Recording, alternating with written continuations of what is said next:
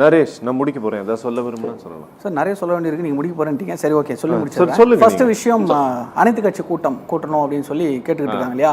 இப்போ சட்டசபையில இருக்கக்கூடிய சட்டமன்ற உறுப்பினர்கள் இருக்கக்கூடிய கட்சிகளை கூப்பிட்டு கடந்த முறை வந்து திமுக வந்து அனைத்து கட்சி கூட்டம் நடத்தினாங்க.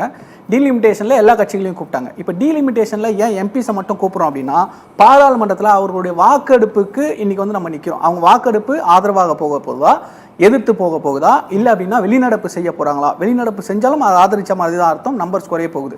இதை செய்யக்கூடாது, ஏன்னா இவர்களுடைய நடவடிக்கைகள் அந்த நிலைக்கு போவார்களோ, வெளிநடப்பு செஞ்சு நாடகம் நடத்துவார்களோ அப்படின்ற ஒரு ஐயப்பாடு தமிழ்நாடு அரசுக்கு இருக்கு. அதனால எம்பிக்களை கூப்பிட்டு இங்க பேசணும், அவர்களுடைய நிலைப்பாட்டை தெளிவுபடுத்தணும், தமிழ்நாடு அரசுடைய நிலைப்பாடு என்னன்றதை சொல்லணுன்றதுக்காக தான் எம்பிஸை கூப்பிட்டு இந்த கூட்டத்தை நடத்துறதுக்கு முயற்சி பண்றாரு.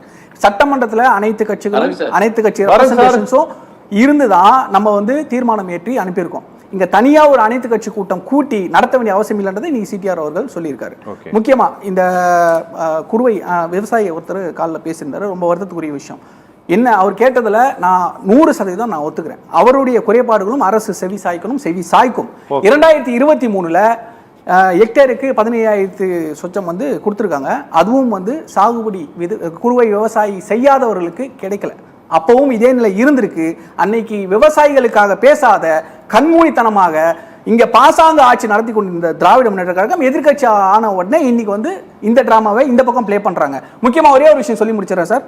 இங்க வீட்டுக்கு அவள் எடுக்கிறாங்க விவசாயிகள் போராடுகிறவர்களை அப்படின்னு சொல்லி சொன்னாரு. குண்டாஸ் நாங்க போடல சார். போராடுகிற விவசாயிகள் மேல குண்டா சட்டம் போட்டு அடைக்கக்கூடிய குடுங்கோல் ஆட்சியை தாவேக என்றைக்கும் செய்யாது. அதை நான் இறுதியா சொல்லி முடிச்சுக்கிறேன். விவசாயிகள் கோரிக்கை ஒவ்வொன்றாக கேட்கப்படுகிறது.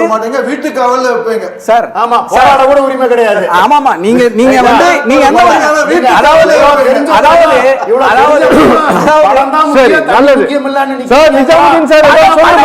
அந்த படத்தை அரசுக்கு எந்த ஒரு எண்ணமும் கிடையாது சார். இப்போ இன்னைக்கு ரிலீஸ் ஆகி நாளைக்கே நாங்க கேஸ் போடுறோம், அப்ப மட்டும் படம் ஓடிடுமா? ஒரே நாள்ல படம் ஓடி வசூல் பண்ணிடுமா? பேசணும்னா எதை வேணாலும் பேசலாம். அதெல்லாம் ஒண்ணு இல்ல. அதான் நிஜாமுதீன் சார் கேஸ் போட்டுக்க வேண்டியது. அதாவதுங்க